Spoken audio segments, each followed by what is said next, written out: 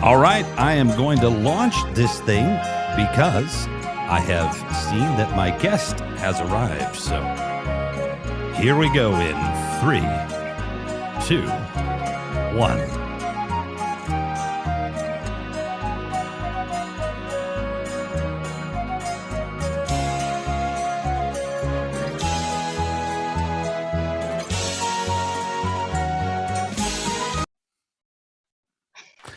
All right, I wish that music would kind of crescendo and whatever those fancy words are, so give you a place to take it out, but it doesn't. All right, I am Revolution McInnes. This is a miracle that we're here tonight, everybody. And I'm going to bring up on stage, she's already up here. I'm going to turn on her video and I'll finish saying who I am and what this crazy show is about, especially tonight. But before I do, I'll tell you, this is Talk with Revolution, and I'm Revolution McInnes, and I am in 37-degree Chicago, and with me I have a BFD, a big fucking deal. We don't have a sponsor yet, so I'm going to say it with us tonight, and somebody that I've already really made a neat connection with, and just feel like I'm sitting in the living room with a friend, and we're about to go over to the film theater and screen a movie and then listen to you give a talk afterwards. So I have Ashley Robinson, a co-producer for, get this, Fear the Walking Dead. And the reason that I want everybody to know how big of a deal Ashley is there are not a lot of, can you still hear me all right, Ashley? Oh yeah, I can hear you great. There are not a lot of women that are producers in Hollywood, and I don't know Ashley's background specifically, but I would probably be safe to say she's a woman of color, and she's a big fucking deal on a show that is a spinoff from a show that changed television, from a producer and a team that changed television. And I think you worked with, we'll probably talk about this, somebody named Gail Ann Hurd. Pretty big deal, right? Very big deal. Exactly. In some sense, about as big a deal as you can get because of what she and her team were able to do to change television. That's massive. So we'll talk about that a little bit. We're also going to talk though about Ashley. So Ashley, welcome to Talk with Revolution. It was seamless. We just were here. Yes, I'm so excited. Thank you for having me. I loved the show. I loved listening to you chat with the doctor and talking about, what's happening in current events considering the pandemic. And I just love your personality, and you have a great voice. Oh, thank you, Ashley. Yes, I will let you hold on a second.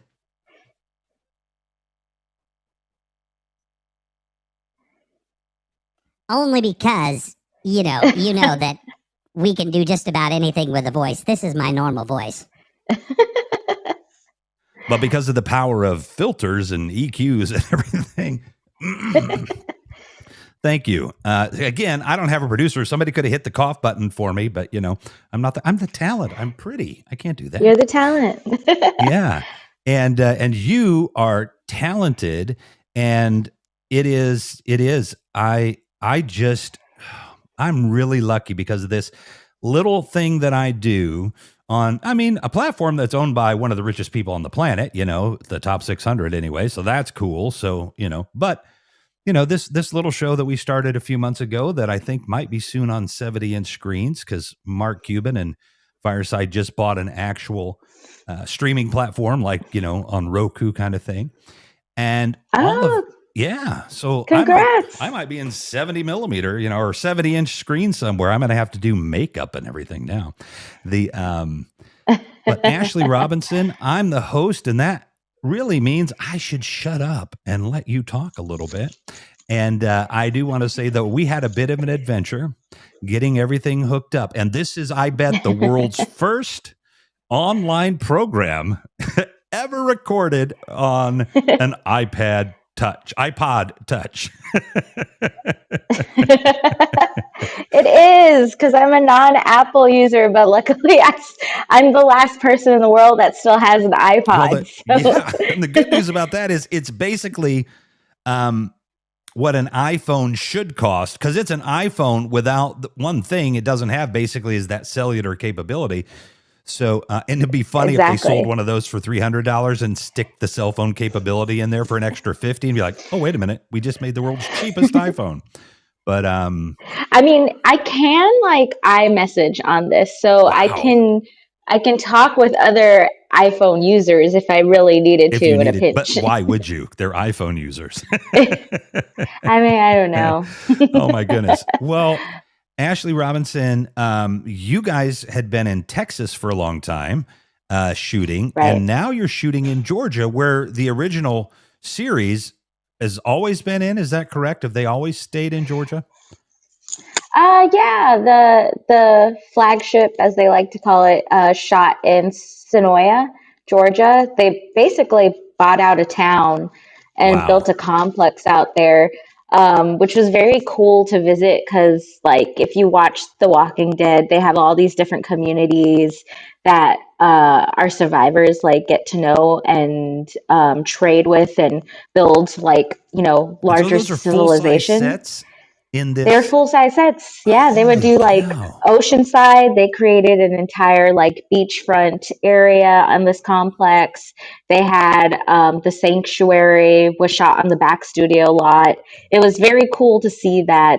A little bit of jealousy because, on the other hand, while they had that, we were shooting here in Texas and traveling to all parts of the Central Texas area to get the shot that you needed, right? Yeah. To make it look like it. Yeah, that's crazy. Of course, you know, that the good news is that original flagship, you know, was probably paying for a lot of, you know, this show early on, right? You know what I mean? Right. To make it all happen. Is it the same production company for both shows? For all of them, it's the same production company. Yeah. And they kind of like hand into each other. So like the audience that's there for The Walking Dead, like 9 times out of 10, they came to Fear and they watched The World Beyond. So it's one of the first shows to do that, besides like Game of Thrones, to like create this universe of shows. I'm in low power mode. Let me. Yes. Can I grab a cable so I don't cut off? Hang on 1 second. I'll take you off the video, and I'll just have to invite you back and on the video. So yeah, go ahead, get a power cable. Okay. All right, I'll be right back. All right. While Ashley's getting that power cable, I will let you know a little bit about what happened and I'm going to take all the blame for this, but through a comedy of errors, Ashley did not have an iPhone, and I didn't know that. And as many of you who are listening to this would know, you kind of need an iPhone to make this happen. And we worked around it because we have, you know, are you back? I am back. All right. Do you have headphones in or no? I do have headphones in. Okay. All right. So I'm just hearing a ever so slight little interference, which is totally fine. It's the internet. It could be on my end. It could be on yours. But we're not gonna worry about it. I'm not hearing any feedback or anything, so we're doing pretty well. So, okay. So before we get into those shows, though, because that's a logical place to go, I really want to, first of all, say, Ashley, we usually do this for an hour. We're here as long as you want to be. Hopefully you want to be here at least an hour. And you know, so you can just tell me, hey, you know, I've got an early shoot tomorrow or whatever. And although I don't think you have a call tomorrow. I don't. I am on vacation. Yeah, that's what I thought. That's a key thing, actually. And but I'd like to know, without some corny, what do they call them? What do they call those dad jokes? I don't know. Maybe they just call them dad jokes. but I am a Dad jokes. Yeah, without some corny dad joke. Who is Ashley Robinson? And I won't just let you have, set you down with that question, but I really would like to know a little bit about, you don't have to start in first grade unless you were, shooting something that was key. Because by eighth grade, Yeah. I made my first film. It was called Mr. Dill, and he was a Superman pickle type thing and done on stop motion animation, on a 8mm Oh, camera. nice. Yeah. Oh, that was a pain, that stop motion, but it, hey, it wasn't Toy Story. But it did have the Rocky theme, but I never had the rights to it, so I can't show it. But thank goodness. Oh, you can't use it. Yeah. How did you get to be such a BFD? Like, what was your path to that work? And what did you go to school for? Were you somebody that always wanted to do this, or just kind of moved your way into it? I'm one of the unicorns. I did go to school for film. I went Nice. to UT in Austin, which has one of the best film schools in the nation. You would think. Right. I was top 10%, so I had a full scholarship, and it kind of changed everything for me, just because they have really great professors there who are like in the mix of everything, because Austin is still, but needs to work on it, a film town. And they also have like a really great study abroad program where you can either go to LA or New York. When I was in school, it was just LA as an option, but you could study abroad, and you can It's intern. really abroad, but yes. It's really abroad. But you can intern. And it's funny because the Pinocchio movie that just came out with Guillermo del Toro, that movie was in development at the studio I interned at in 2012. So Wow. there were three movies. One of them was called Fallen, based off of a YA novel, very like, in the lieu of Twilight, angels and demons and whatever, love triangles. That got made in, I think, that year, like 2013. There was a rom-com called A Museum of Broken Hearts, which had a movie just come out in 2019. And then this Pinocchio movie, which obviously just dropped. And all three of those I wrote script coverage for. So it was like interesting to see how long it took for those films to go from paper to screen. Because obviously it's been 10 years. Yeah. And that Pinocchio movie, in particular, with it taking that long, do you know how long it took them to shoot it? Oh yeah, it took them a few years. I want to say at least like somewhere between 4 and 5 years to shoot it. It's beautiful. I don't know if you've seen it yet, but if you're watching, you should. I mean, I love Guillermo del Toro to death. Like all of his stuff he's one of my favorite directors, and one of the reasons why I wanted to get into film. Pan's Labyrinth being like that's something I want to make. Before you were born. I just remember watching that in high school in Spanish class, and I was like, I want to create something like that. It was that movie and Kill Bill, Volume 1. Kill Bill and that movie? Yeah. Kill Bill and Pan's Labyrinth. Nice. Two totally different things. Two totally different things. I have a very interesting top 10. But in high school, I was the director of our morning news program, and I got to play around with that for how we did announcements in the morning. And that kind of is what led me to do shorts, and then like apply for film school at UT. And then now I'm here, which I do give a lot of credit to the UT alumni network, because their alumni is so large and vast. You can kind of meet people in all places, and Longhorns really do look out for each other. Nice. So the first job I had in the industry, if you bump into each other, with another easy joke, right? With those, they don't cut those horns down there in Texas like they do in every other state. At all, at all. So, the first like large production job in the industry was actually due to like a UT alum hiring me on. So Nice. it got me here in a Oh, sense. well, it did. And I did not know. This is the nice thing about doing these shows when you get to know somebody, because it's taken us a while to be able to pull this off. And so we've had a lot of conversations and stuff, just a little back and forth. And I did not know this. I'm going to get to discover a lot of things. The when I went to film school, when we were still shooting on film, and then they had a video production department, but they had like some kind of cheap DV tape, cameras. And I was already shooting on, like Sony Betacam, like $100,000 Nice. cameras or whatever. And I'm like, I'm taking video here when I'm already working, so I'm making, like I'm getting some of my professor's jobs practically. Wait, you know of any gigs coming up on a commercial or anything? And so I'm like, why am I going to school? So I quit, Right. and was making money. Now I wish I would have stayed, because I don't have any regrets. But had I stayed, I might not be here though, because I might have gotten a master's degree in psychology or something. Just, if my film career didn't go anywhere. And I made my first TV commercial when I was 4. So I've been in and around this, but just local, maybe regional TV commercials, hundreds of those, and some industrial films I've directed, and some live music videos, 3-camera stuff, but that stuff wasn't even that tape. You can't even play those tapes anymore. Those machines don't even exist. That stuff never made it to the internet. And that was all pre-internet.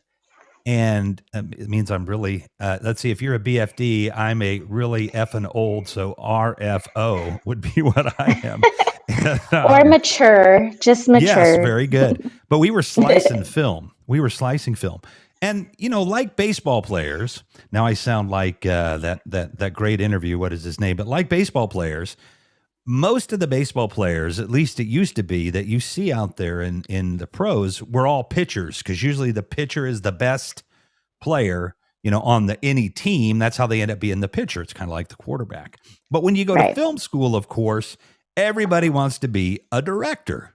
Everybody. Mm-hmm. Now, I did meet in the course of film school some people that were maybe actors, but also wanted to do stagecraft or something, so like they don't want to direct. And there would be the occasional guy that's like, oh no, I want to do the audio because he's just an audio head, right? But for the most part, everybody wants to be a director. Oops. But I don't say that in any way that's negative. It's just like baseball, right? I mean, these are the kind of people that are going to come to film school, and they're going to know film in and out. Now, I knew film from a production side, because I had been doing that before even, I was in film school. I'd been doing TV production for a while, because I was in my early 20s. So I didn't have that. I could quote, a line from a such and such movie, and, they used, a Hasselblad. No, that was a still camera, but you know what I mean? They used a Panavision, blah, blah, blah, blah, blah, blah, blah, blah, blah, blah. But I love film. And what got you to film school was being able to make that stuff. But you're like I said, a big deal. But do you have a desire to are you, at some point, do you want to be a director? Do you want to write? Do you want to, produce? I would think that's in your blood. Oh yeah, I definitely want to direct. I caught the bug, as like my boss, Mikey Satragimus, likes to say. I served as his assistant for a while on the show, and he is our AD? directing producer. He's our he's a directing producer. Yeah, he's okay. an executive producer this season. But I was his assistant for a while, so he directed most of the episodes per season. And then would like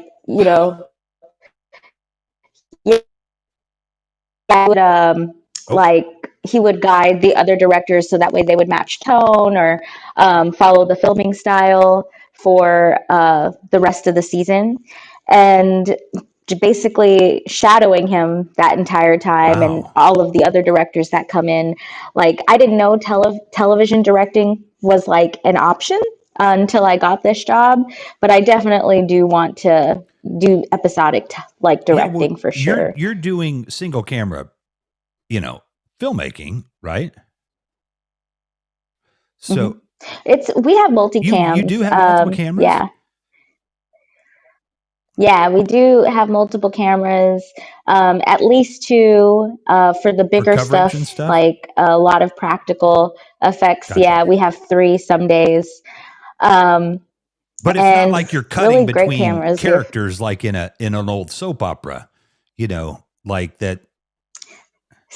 Really? If you were to ask our script supervisor, she would have a field day to talk about intercuts, because we do intercut a lot, and a lot of it is like on the walkie, because all of our characters have walkies, and everybody's always in range. So there's a lot of times when there's intercuts, when there's conversations between two characters, which I never really thought about how soap opera-y that is, but it is. I mean, Fear the Walking Dead is a drama. Well, right, so. but that's right. That's exactly what I would say, is that we have and that's beautiful, because that we got here, because we have a certain styles for certain types of viewers and presentations, and writing and everything. So that's really neat. Because that, I so much would distinguish a 3-camera shoot or 3 cameras sitting in the truck at a live concert or something, or doing a music video that was supposed to look like a concert kind of thing. And, that had that was all you could do. I mean, the single camera film style stuff, that's coming at the same time, that other show that you've, that's part of your production there, The Walking Dead, made different. So, Right. yeah. And I would say that's really neat to hear, because when I was in film school, again, people would have probably said, well, I want to direct a feature. But now at 56, if somebody was insanely stupid and gave me the opportunity, to direct an episodic, or if I make an insane amount of money somehow, an episodic, series versus with a great budget, right? Versus a movie, well, whatever, let's say a comparable budget, whatever they are, low budget, medium budget, high budget, but as long as they were equal, I would say do the episodic, because, you're basically making, for some of these things, 90-minute movies every week. Right. Some, an hour, but these are films, the quality, the production quality, the writing. I have to say, Ashley, that just in general in this industry, the writing has always been crucial to good filmmaking, but because of the Netflixes and the AMCs and the Primes and all of this, you get, I don't know if you've ever seen an episode of something like Bosch, Yeah. And you're like, God, like, they've got these books obviously to base it on, but you're like, Jesus, this Bosch is a great series, but it's not like the biggest of the biggest. And you're like, holy crap, look how good this is. And most people will never see Bosch. You know what I mean? Right. So the talent now is phenomenal. And you've seen that happen yourself. How long have you been with these guys? I've been on Fear since they came to Texas. So they shot in Los Angeles, Vancouver, and Mexico in the first 3 seasons. And then season 4, they came to Texas. So I started with them in 2017. Were you already doing stuff for Fear then, or were you, yes? No, I wasn't. So, okay, so that's when actually you started. That's when I started. I didn't even know I was interviewing for Fear. I had actually been a fan. Yeah, I didn't know I was interviewing for Fear.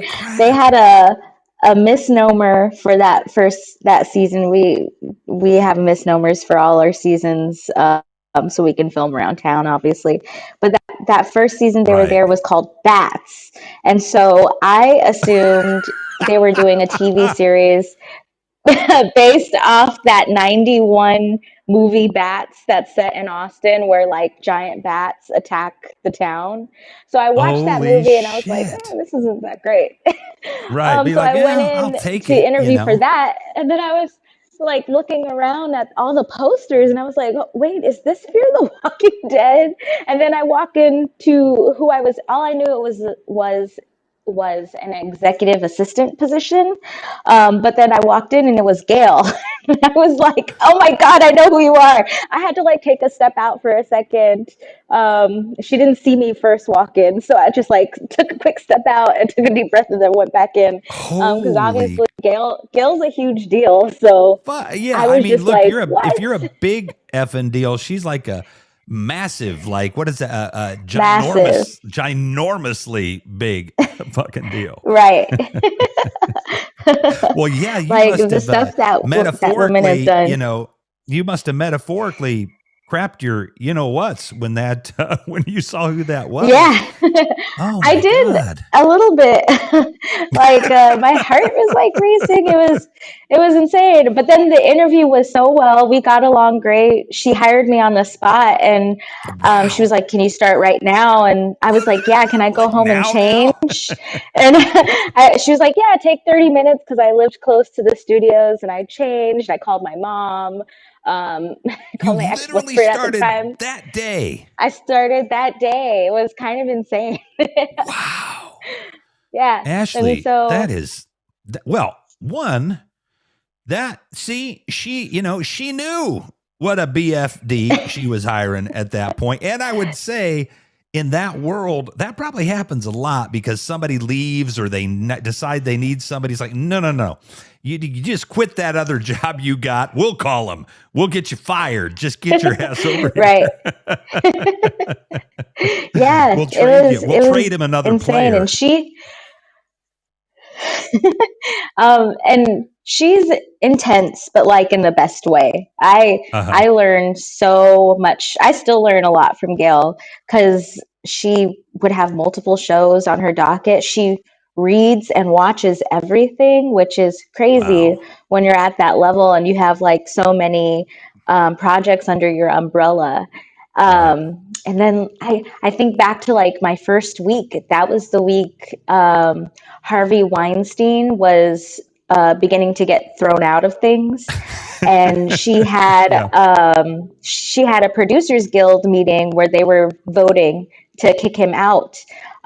She let me stay and listen in, and like members were like talking about like why no one has done anything about this for this long, and putting in their votes to kick him out, which is like crazy to listen in on when you think about like how Me Too has changed the film industry a bit. Yeah, really, nobody said anything because nobody wanted to get fired because most of these white guys in here have been stooping the talent for years. And, that's the Hollywood way.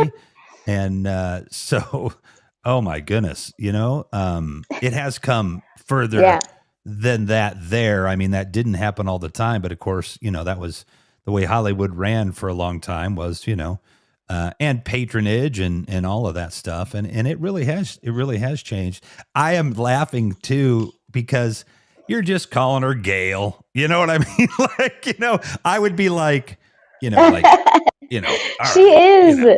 That's neat. That's neat. She's just Gail. And I will say that I have some friends that are, she's Gail.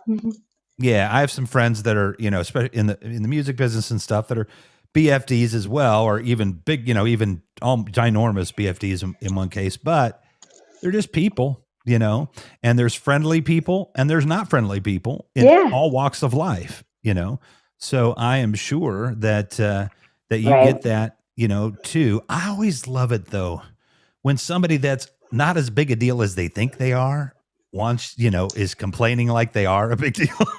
Those are always fun. But other than that, it's awkward. Yeah. It's like, no, you don't really, no, just go back. Just, please, no, go. But you've got to have, when we don't have to name any names. Well, and I want to do this too.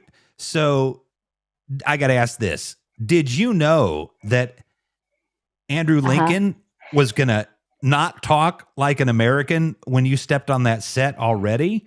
Or the first time you heard him, did you be like, what the fuck? I've actually never met Andrew Lincoln. No way. And I haven't, and I really want to. I remember he was supposed to come shadow Mikey, because a lot of cast members from The Walking Dead would shadow Mikey when Mikey was directing, Mhm. because they would maybe direct an episode or so. Right. And a funny You get to a story certain level is in Andrew Hollywood, was a and how does you that could happen? you could Right? just go direct an episode of TV. Yeah, you Yeah, just if like you're a big sign up for deal like that actor, right? So I want yeah, to direct if an you're a big episode. deal. Okay, you can. But I haven't met Andrew Lincoln. I haven't had the pleasure. I really want to because I hear he's such a nice guy. But on a different side, Lenny James, who is British also, Right. he stays in character when he's filming. So Okay, so when he's he's a filming, he yeah, has his American accent. Yeah. But when he is like just chilling at home, like if having right. dinner or something, he has British. It always takes me out because I'm so used to hearing his Southern Georgia drawl. Right, And right, then it's right, like, oh right. no, Lenny's British. Yeah. Well, the interesting thing is that, and Andrew Lincoln as a character, he has a soft rural kind of accent. It's not a hard, accent or anything like that. It's not that drawl Yeah. like that or nothing. However, the English and the Southern accents, they're very related. You know what I mean? Like Yeah. the Southern accent is born out of the English accent, right? So Right. that is a fairly, and don't get me wrong, it's hard as fuck, but I mean that's easier to do than like the flat Midwestern accent that kind of you and I have, because Uh-huh. that's almost like the no accent. But when you hear them too, and I mean, because when I heard Andrew Lincoln like on a YouTube video or whatever, I'm like, oh Jesus, holy cow, another one of those folks, because they come from Australia and they come from Great Britain and they just Yep. nail it. And I have lots of friends over there now, and I don't do my Scottish accent anymore. I don't do my English accent anymore because I'm embarrassed that one of my friends will hear me, because Americans suck at it. But they do it Yep. so well. It's crazy. It's really crazy. That level of It acting is really between those crazy. two shows too. Like you're just blessed. You know what I mean? That you guys can have the Right. kind of budget that you can, get the kind of people that, know what the heck they're doing. I mean, one thing I cannot stress enough is like everybody on our show is a hard hitter. I mean, obviously we have like the great Lenny James. We've had Keith Carradine, who came and played Oh, that must have been. John Doris Sr. Oh, I got to We hear had about him in him a minute. and But oh yeah, we had him and Karen David, who are both are fantastic singers. Like Keith won an Oscar, who recorded a song for one of our episodes, and that was like really touching to hear. Garrett Dillahunt, Austin yeah, Amelio, Christina Evangelista, like Jenna Elfman is like, if I can say anything about season 8 that's upcoming, Jenna Elfman plays such a badass, like, like that, that I like want her to kick my ass. She's just so good. She's so good. But like we've had the pleasure of just having these really fantastic actors who bring it every episode. Like Coleman Domingo playing Victor Strand for season 7 as a villain. He was like really in his element, in his campy, absolutely like insane, deranged element.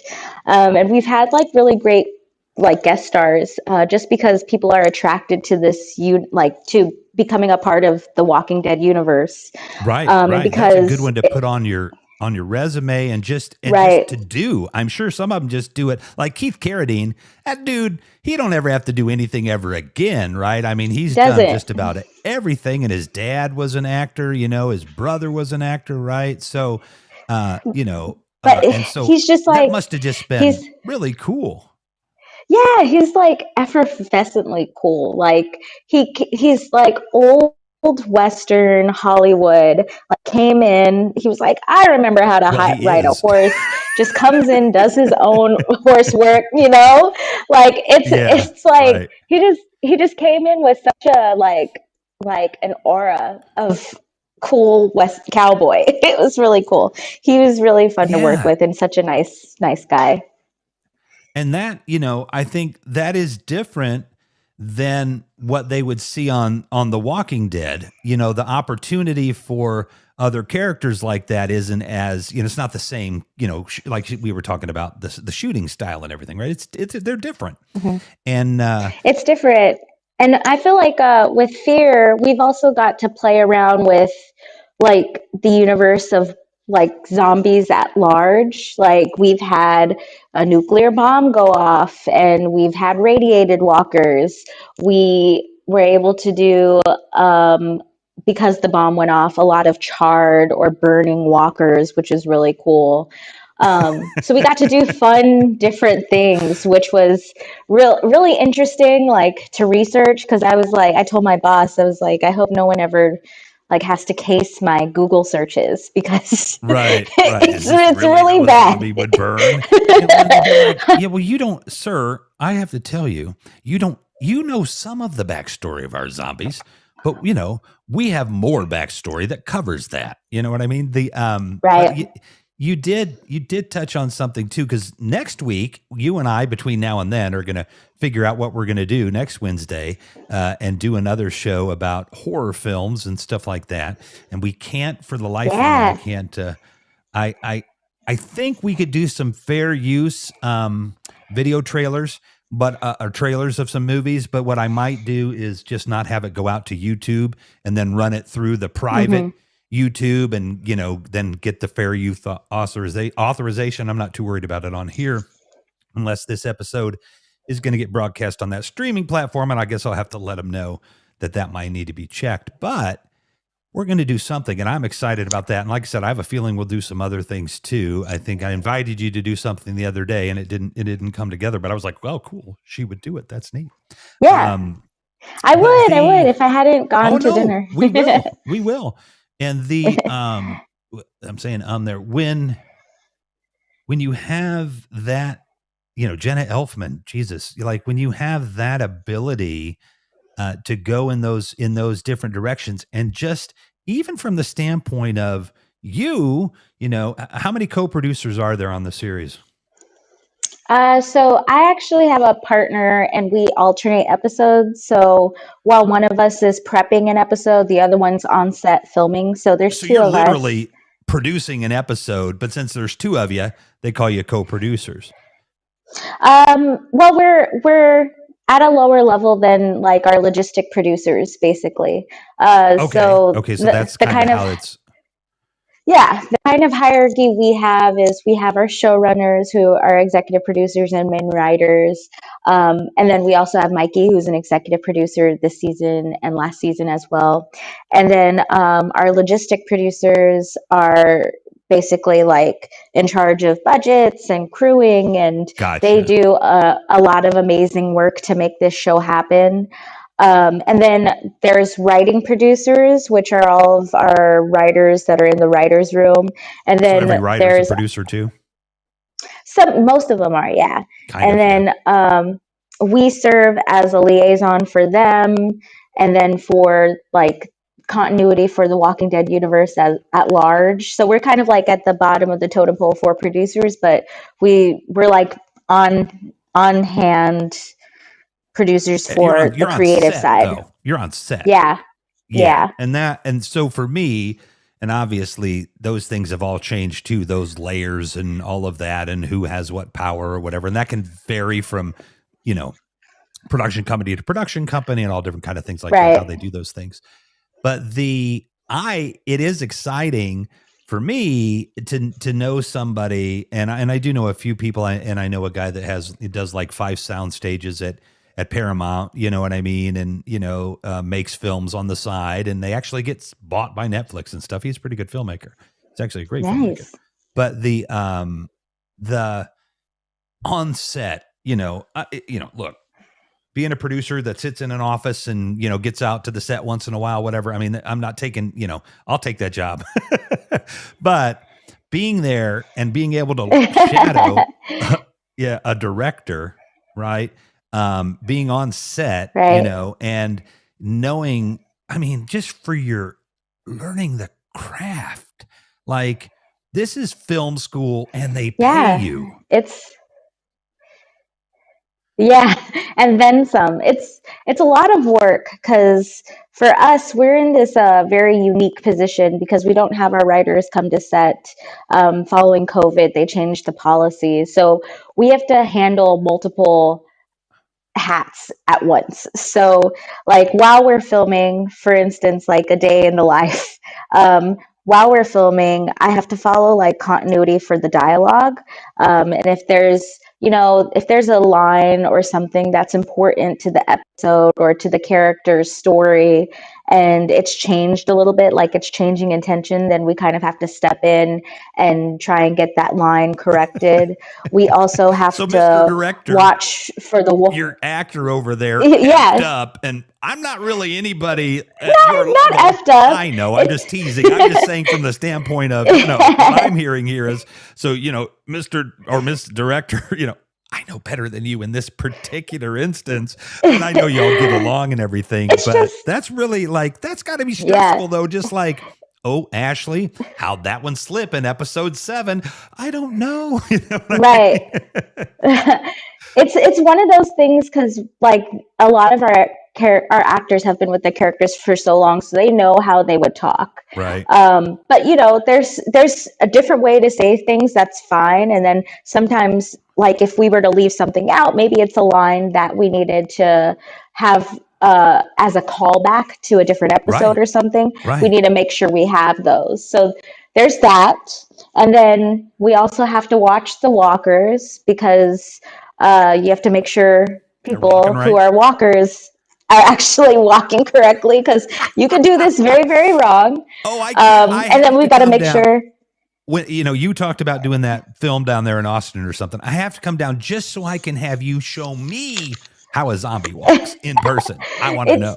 It's a very specific walk, and people like to drag their legs. I don't know why everybody thinks every zombie's leg is broken. It's always a leg, and it's always one arm, and that's the funniest thing to me because like across like zombie lore in every film, there's always people who do that, and it doesn't make any sense because it's like that person just got bitten to death.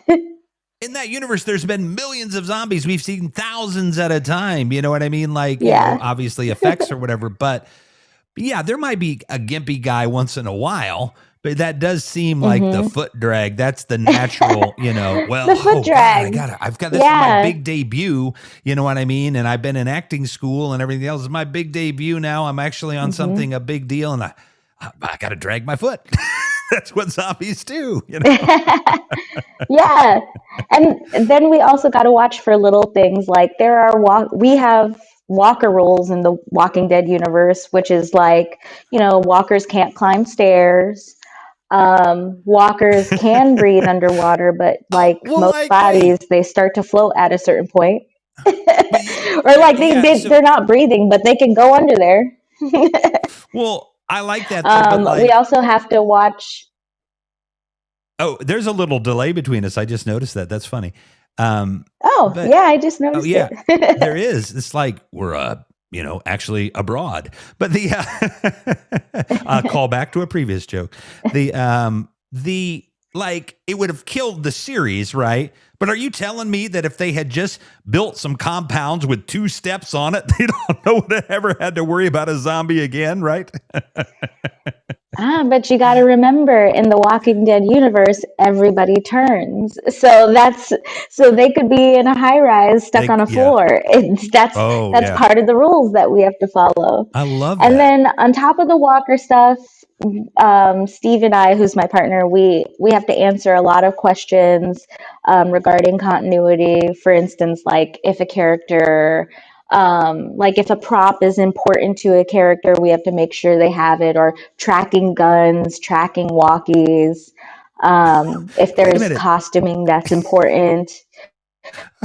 Like, this is just after COVID, had to do a lot of mask tracking because we had that nuclear bomb go off.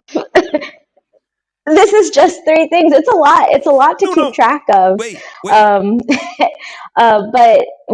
that's part of what we have to do. No, I'm not saying that's 3 not hardly hard things. Like one of those things, the first one would be one person. You didn't, could, all day just with that one, right? And then you're telling me these two other things that you have to do. That is like, you are like the backbone of everything. You know what I mean? Like, if you call in sick, it's like, oh crap, what do we do? Because you're looking out for everybody. I mean, we try. And I think that's part of the reason why The Walking Dead as a universe is so successful, because, little details have always been important across any of the shows. And it's just, fans look out for Easter eggs, but fans also point out irregularities too. So it's important to keep those in track.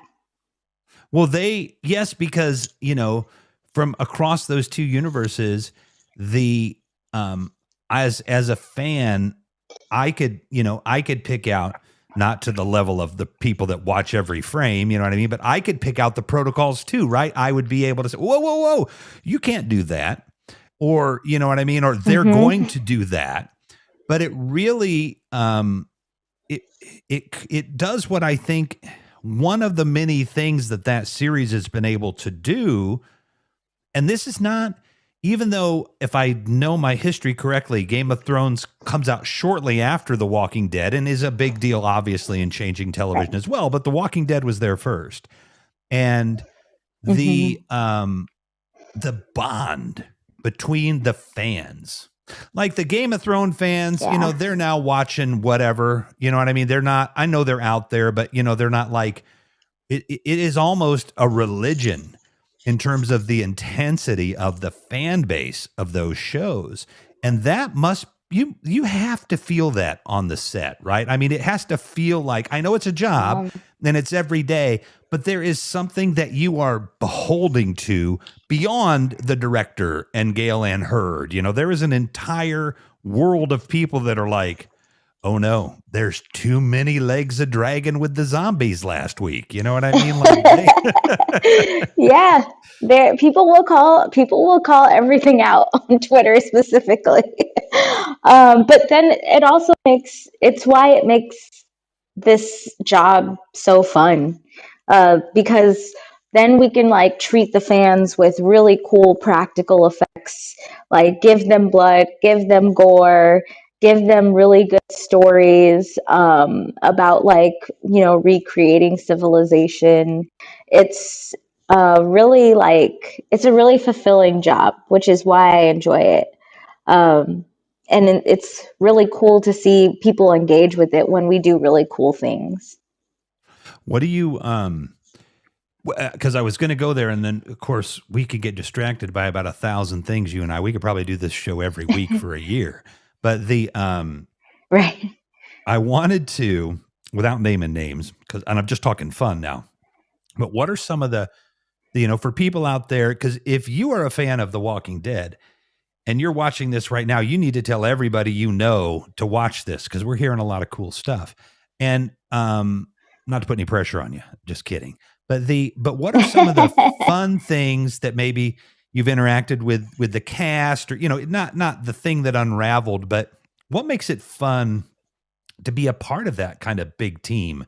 You know what I mean? And have famous people coming in and every day working their butt off, crew members and actors and everything. That's just it's got to feel good.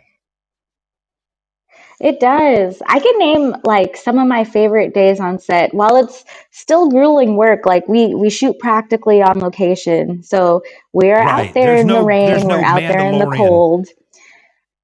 Fancy, we tried to get that. We actually had we had a few meetings with getting one of those stages, but then AMC said no. So when we had to do the nuclear wasteland in season 7, because we didn't get those stages, we had to fully create a nuclear wasteland, which was really cool. Everybody did their part. Effects would blow off these huge dust bombs, so it was incredibly hazy and dusty. The effects would discolor like what we were seeing, so that way it looked very like yellow and radiated. We had some like really cool gags with our makeup effects department that created walkers that had like signs melted into them, or there was this really cool walker we had melted into a shopping cart and was dragging itself across the parking lot, which was really neat. And then because that was like the first full season we had after COVID, the storyline, since it was a nuclear wasteland, we also had everybody wearing masks when they're outside. So we were able to like incorporate that in our storyline a bit. But we also got to do really cool shots inside of the mask, like the Iron Man shot. I don't know if you know like Iron Man, where you would be inside with Robert Downey Jr. and you can see like the AI doing stuff. We would have shots like that. So like I honestly, season 6 and season 7 were really fun to make of Fear the Walking Dead. If people have never seen the show, I highly recommend watching from season 6, the finale, when we deploy the bomb. And then from season 7, the first episode, because we introduced this completely nuclear landscape. The third episode, which was a ghost story set in a bunker with Jenna Elfman and Keith Carradine's characters, after John Dorie Sr. discovers this bunker that this serial killer he was tracking in the 70s had hidden for years, and he was seeing the ghost of the last girl that he never found. That's episode 703. And I also recommend like episode 712, which had Victor Strand throwing people off of a tower. So we had like a tower location and we were throwing stunt people off of this rooftop piece we created in the middle of Texas farmland. And then we had the actual tower where we would throw dummies off to show it falling on the ground. It was just really like inspired filmmaking, because we had to make everything practically, since we weren't given the budget to use those sound stages. So we had to like go back to filmmaking basics to create a nuclear landscape, which was really cool. Yeah, I'm looking up a friend that is going to be on the show, and a new friend to me. I'm very lucky. Most of the folks that I get to interview, I interview people that I like, you know what I mean? And so hopefully they will like me, you know what I mean? Like, I'm not going to interview people that like, I don't like. I'll be happy to have some famous people on here because it'll get us views when, Ashley's on here, or, a friend who's got a community, organization that's doing good. But, I tend to interview people that I think are cool and that'll, give me their time, and you giving me your time is absolutely amazing. And I appreciate it. My friend, Kia Dawn, so she said, but, I have a friend that's, probably like maybe a character or something, not a big character or something, or just maybe there for one day. I have no idea. But that's how small this whole little world is, in Hollywood and filmmaking, even though you're across, the country from Hollywood. Because when I say Hollywood, I basically mean anybody that's getting paid to make a movie, you know what I mean? Or a film or whatever, right? To me, it's not just being in West Hollywood in a recording studio with like some famous people that are, like put together. They have, more money than the history of money practically, but it's all, filmmaking. But so I asked her, I think his name is maybe Rich Roy or something like that, and it's like, it's such a tight knit, group of people. And tell us a little bit from what you can about what's coming for the universe now that things, for The Walking Dead, have changed. What is kind of coming down the pipeline that you can talk about? I think there's some stuff that we know is coming. The public knows, right?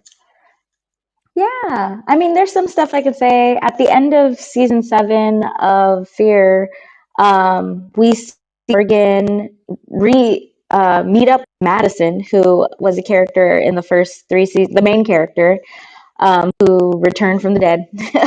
and they're going off to an island, a new place called Padre.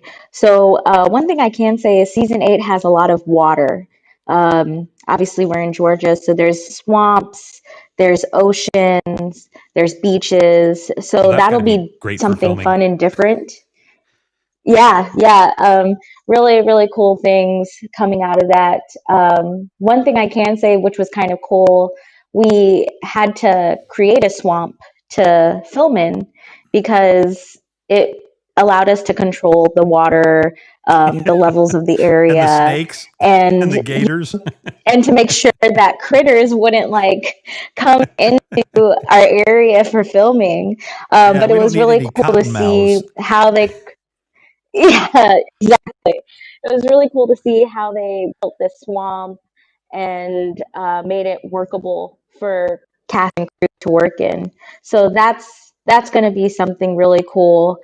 Um, I think this season it's a little bit of a game changer for our survivors, but that's kind of all I can say.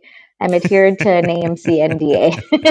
Yes, of course. No, I But I, I don't want to be the guy that we spilled the tea. And yeah, but I will say that's like neat though. we after season 7 where we had to like go back to our roots to do a lot of practical work, we really continued with that this season. Um, and had like a lot of really cool practical effects to kind of show new ways to kill walkers, And tell that puts people our survivors in predicaments. how that is different from other shows and things like that. The practical effects, because I know you're a big fan of practical effects, and explain to people out I there that may not am. know. Yeah, and I knew that from our talking, that may not know what practical effects are, right? So explain that a little bit. So to put it in context, I'll give one example from season 7.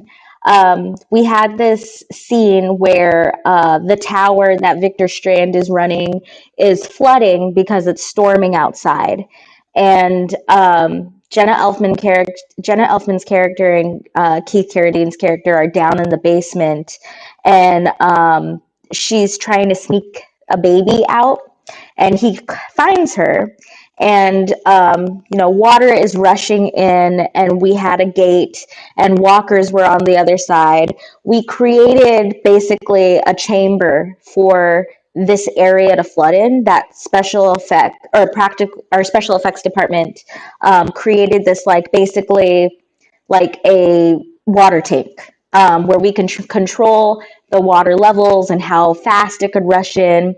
And then we had stunt people who are walkers who got swept in this huge gush of water.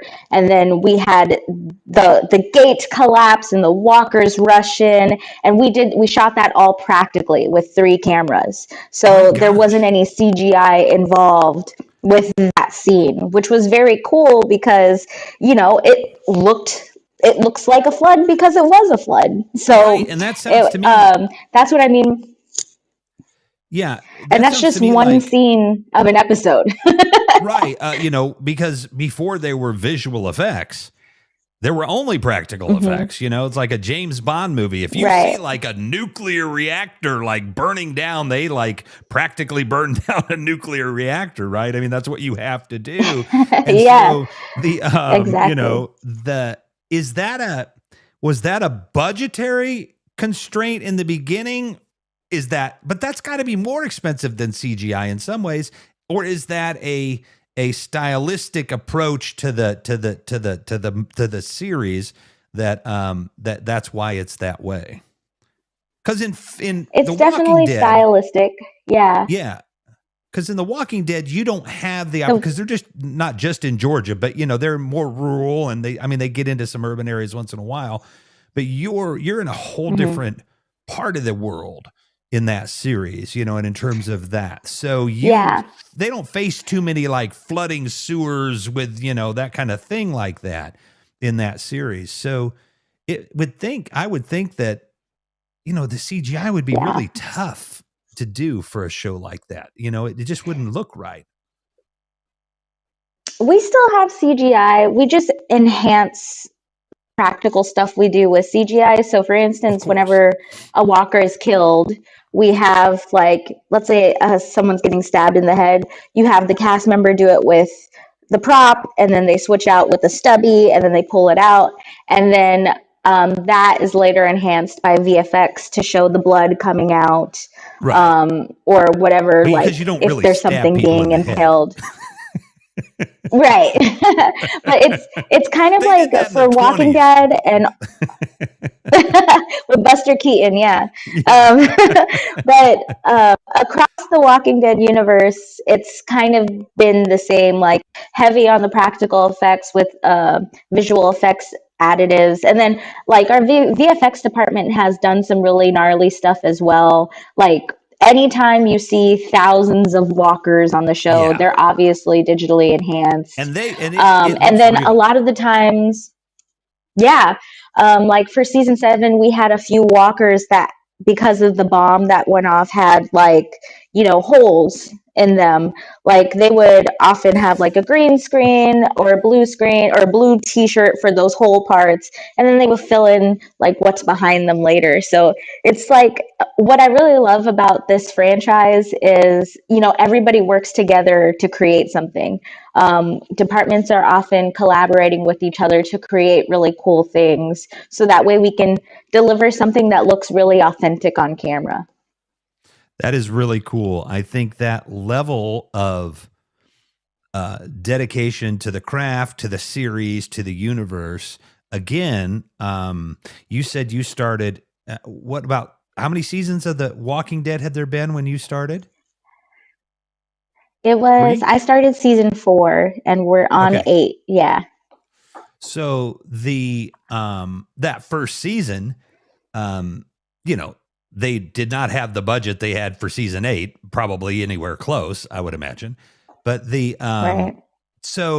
But across the entire universe, there's a continuity. You're in charge of some of it that we've heard, but there's the whole, I don't know if it's the right one, the fancy film school word, the mise en scène, but there's the whole, of it that has maintained and been very consistent. These are pretty much this kind of show, and these kind of shows are pretty much just, they run in real time. You know what I mean? Like you don't have a lot of like 3 weeks later, you know what I mean? It's, if it's, you know what I mean? It's just running, as people's lives run. So you can only get so far in a season and stick to that. You know what I mean? And so I was curious how much, and obviously you're not one of the writers, but obviously you're heavily involved with the writers, but because there are so many things that are just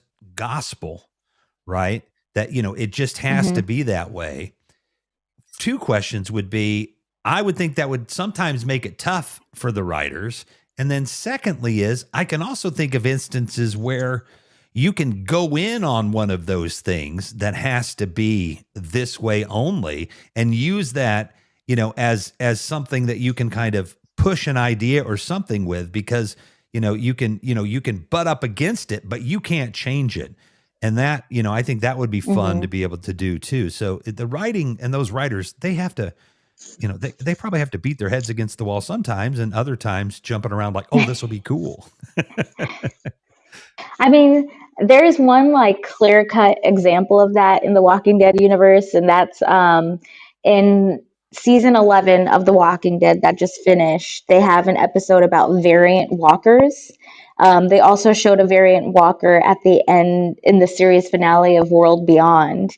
And these are basically walkers that move faster, they're smarter, they move faster, and can do things other walkers can't do. And, fans forever have been saying some of these walkers they're breaking the rules, which, like, if you think back to the first like season of The Walking Dead, there is a walker, like a little girl walker in the first episode that like bends down and picks up a stuffed animal. There was a walker that climbed a gate and jumped over. Morgan's wife, who became a walker, was jiggling a handle. And so I think like it was kind of ingenious for them to introduce this storyline that now that we're at like 10, now that they're 10 years into the apocalypse, you know, walkers have evolved. And Yes, I'm they're really evolving. excited. I haven't, they're evolving. I have the scripts, but I haven't read them because I kind of want to be surprised when I see it. But I'm really excited to see the Daryl Dixon show that's taking place in France because it's got to do with variant walkers, which we learned at the end of World Beyond. There's a lot of variant walkers in France. So that's going to be really interesting to see how the writers have incorporated this, you know, extremely dangerous element to the franchise after so many years. I like that level of discipline, Ashley. Oh, I've got the scripts, but I'm not going to read them because I want to be surprised. It's been really hard, especially since I've You're been just like, off wait, work. I just look Haven't at had the nothing to like do. 5 pages in the middle, you know.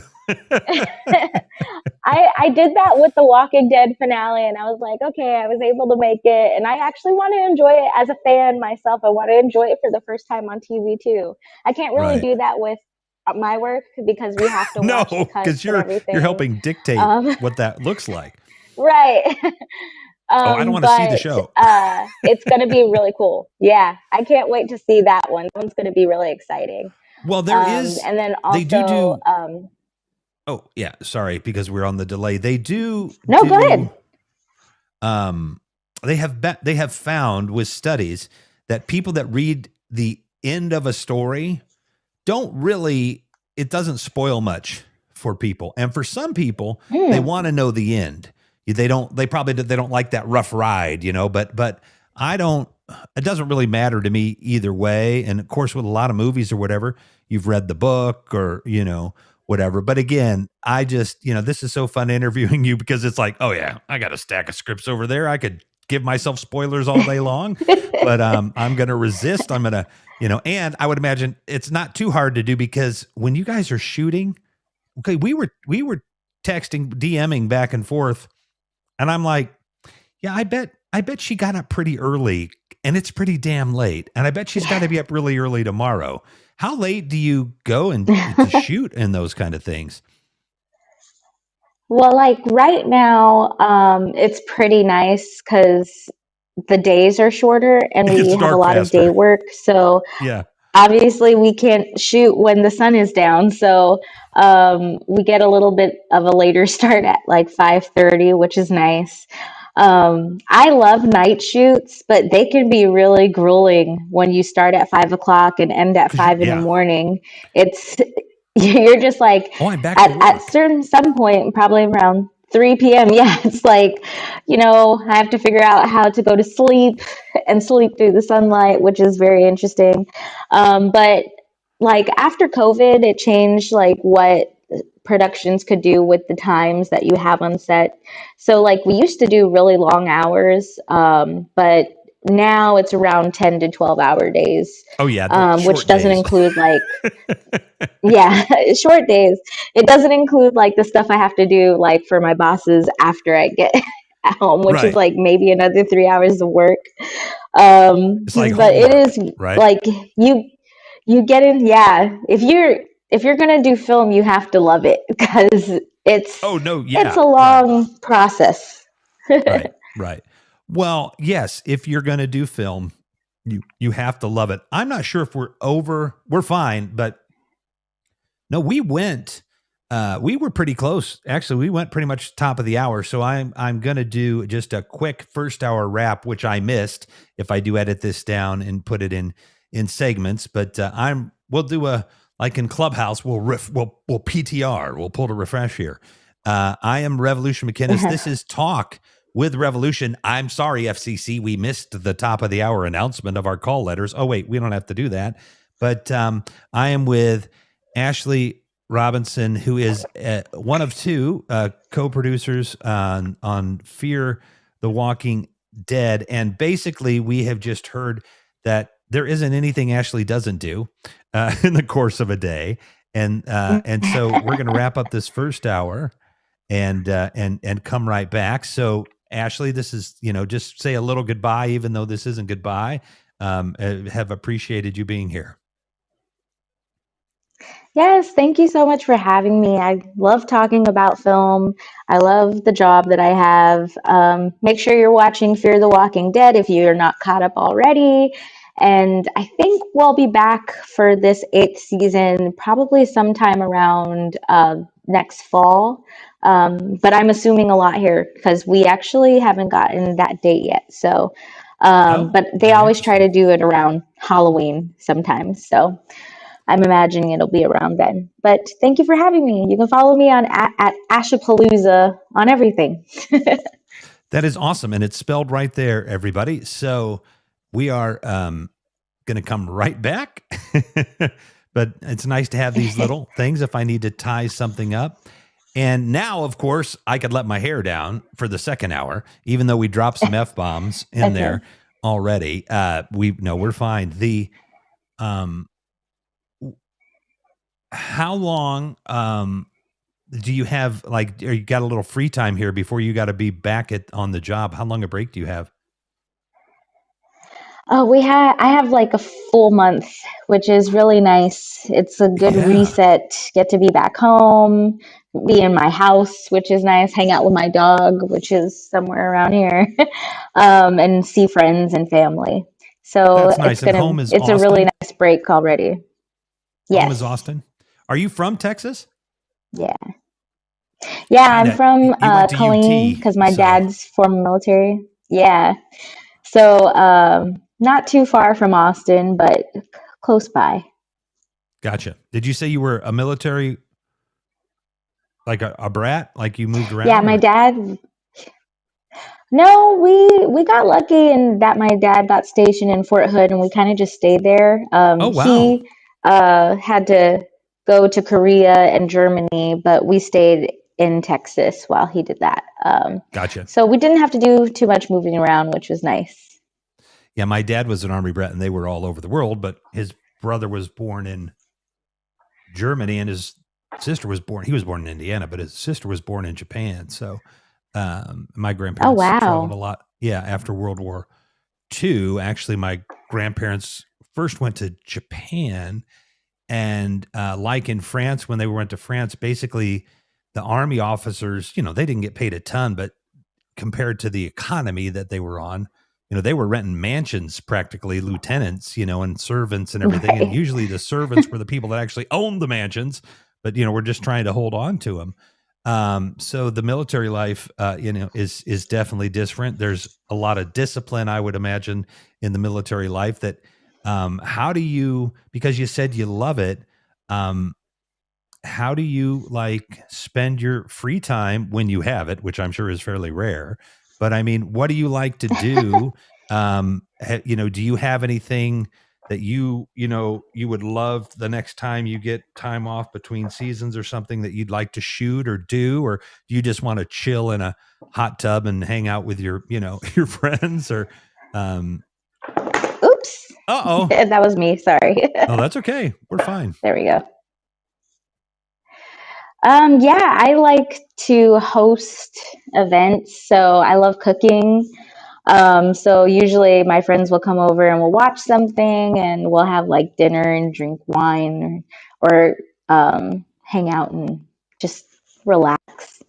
I like to take my dog, Austin's a very outdoorsy city. So taking him on walks on the boardwalk or the trail downtown is always really fun. It's a very heavy dog city. So people are always out with their dogs, which is fun. Let's see, I love games. I play video games. I'm a voracious reader. So I read books, lots of different books and comic books. And then I'm always working on my own projects. Besides Fear, I'm an executive producer for a web series. Oh my gosh, that was me again. I'm an executive producer for a web series shooting here in Austin. And so right now, me and the writer are trying to figure out how to get it funded because we want to shoot the full season. So we're thinking about doing a festival run with our second episode so we can raise capital for that, because we want to pay people like a competitive rate, and we want it to be like a really top tier quality. So there's that. And then she's written a few scripts that I really love. One of them is called Reparations Day, which I want to shoot this when I come back to Austin after we're finished with the season of Fear. And I have like a little something in the works with our VFX supervisor on Fear. He's also a writer, and it's something I can't really talk about yet because it might become a possibility. So ABC's always be creating.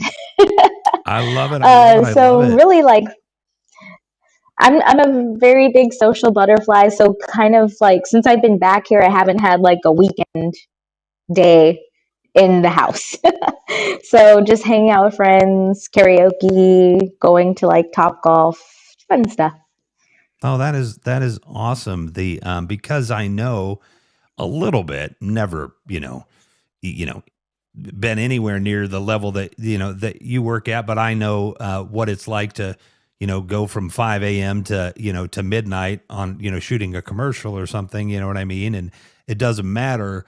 You're still tired when you're done, and like you said, you have Right. to love it and to have a job. I think this is too what a lot of people don't understand about that world that you're in. It is a job, but because it's such a small, relative to other fields, there are only so many, co-producers and directors and executive producers that the industry, can sustain, where you're making a living, what I mean, a good living, versus, of course, there's a million other people that are, trying to do this or do that. I mean, I still do, but we have my friend Dania, Denise, who is an amazing actress and filmmaker, and she's out in Northern California there. You have so many people working on so many different things, and I have this NFT idea that we have wanted to do before the NFTs went kerplop in some ways, but to do a movie. And I'm quite certain that we will get financing for that film at some point. I don't know if anybody will ever see it, and it's not going to necessarily be a lot of financing, but I mean, the NFT was going to be our path to financing it, and I have a really good idea, and it still may work, but it is in your blood, and obviously, like my therapist who left me on Friday after 6 years, and she told me 2 months ago, because a couple of people left, and I'm like, uh-oh, are you going to be around a while? She's like, oh, I'm not going anywhere. I'm like, woo, yeah, of course. So I got to deal with that. But that's my first public announcement that my therapist has left me. She's going to help me find a new one, and ex-girlfriends don't do that usually. And that's a good deal. But the life after Fear, right? Eventually it will, come to an end, and you might slide over to another project for the production company or whatever. But when you think about Ashley Robinson, the filmmaker, the writer, and that, do you feel like you've got to feel like on one level, finding money is finding money, no matter how many connections and stuff you have, because I know one of the things I've learned in this business, which is really fun, and I'm outing myself this way, but hopefully nobody that I'm ever going to do this to will hear it. But is when you want to pitch an idea, or this is more for me with friends, because what'll happen a lot with this is I'll make a connection with somebody and I'm like, oh shit, you've got to meet so-and-so. And if I'm really good friends with them, I can get away with it, even though you're really big, take a look at this person. And a lot of times it's more about a nonprofit or whatever, but sometimes it's about singing or acting. One of the things I learned to do was just go up to them when you're having dinner or whatever and be like, okay, I know some people that could really, help my friend Ashley out. You know what I mean? Like, she's perfect. I know the kind of filmmakers that might be looking for an Ashley and then describe you, right? And one of two things are going to happen depending on how close you are and how you've played it and how much you know they really are looking for you, which is they're going to go, well, why didn't you tell me about Ashley? Why are you saying them? I want to meet Ashley. Or they'll be like, yeah, I know a couple of people. And so much of it is networking, right? So that's got to be an advantage to be in the business. But at the end of the day, whether you need $2,000 or 200 million, somebody's got to find that money. And the studios don't just like, oh, sure. You know, now they did more so maybe back in the day, but like nobody's just going to throw you some money. So even getting money for the, for the web series, that's got to be some pretty tough work. Cause at that point now you're an executive producer, you're chasing the money. Yeah, it's been a little tough. We've self-funded for the first 2 episodes, and we have 11 episodes for the season. But it's such a good project that I definitely want to see it come to fruition. Like, we just have some amazing people that are in the cast and crew that we want to showcase their work because they're really good at what they do. And it's a comedy. It's really funny. It's about dating in Austin. And it's a primarily Black cast. So it's a very interesting topic because Austin is a very white city. So yeah, it kind of showcases Austin. It is, but like you go to Houston and it doesn't look like the rest of the state. So Houston and Dallas and San Antonio, they are not, but Austin is, which is very interesting since, Austin is very much always showcased to be like the blue dot in the red state. Right, but that's the interesting thing about liberal cities sometimes is, it's more the smaller ones, like the suburbs of the big cities like Chicago and stuff that are very liberal, but it's like, but you still won't let Black people live there. You know what I mean? Like, you know what I mean? It's like, because it's too expensive or whatever. You won't, you know what I mean? So it's just interesting like that. Yeah. And you and I didn't get into any politics tonight, which I know we could do. Because we both see each other's tweets easily. And I retweet, I retweet your wild stuff and you retweet my stuff back. So that's nice. And the, well, I want to say this, when that is ready and out there, can you see those episodes yet or no? You can see the pilot episode. It's called The Electrics, and it's available on YouTube. The second episode we're doing a festival run with right now. So that'll be embargoed. So that way we can get eyes on the project. Yeah, until we finish with that circuit. But the pilot episode is available. It's just if you look up The Electrics episode 1, it's on there. Nice. So check it out. Well, then I also wanted to say that the any way that I can support you all, or y'all, as they might say a little further east of you there. Well, they'll say that in Texas too, I think. Any way that I can support you, you're welcome. If you want to have your partner on this or some of the cast members, right? Especially for, since you're on the festival circuit, we can't show the film, but we can talk about the project and everything. And then we can end up with some video or something that you might be able to use. And, we'll structure it. Look, my shows, I guess the new political show that I've started on Thursdays, if the mayor of Chicago came on, I'd be hard not to do some gotcha questions, but I would still serve her in a complimentary way. Like, I'm not a gotcha journalist or whatever. I have people on here because I want people to know who they are. So I would love if there's any way I can support that, or we can co-host something. I think we'll do that too, or we're going to do it next week. But I mean, I am happy to bring anybody to the table because that is 100% what this is about. I sent you some films by my friend Darian Danjou.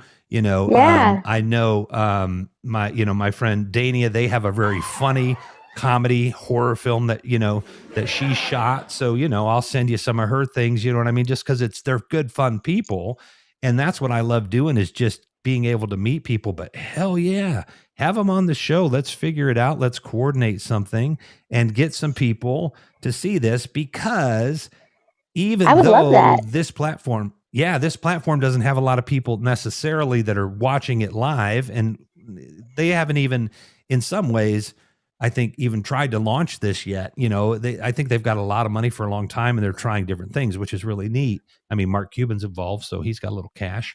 But Right. if he ever wants to send me any, I'll take it. But and let's finance Ashley's, feature that I know she's probably got on the desk there somewhere. But you never know who might end up watching this thing and be a connection, because Right. I have connected, some people to, the people that now they're friends with, that oh no, dude, I can't have you come over.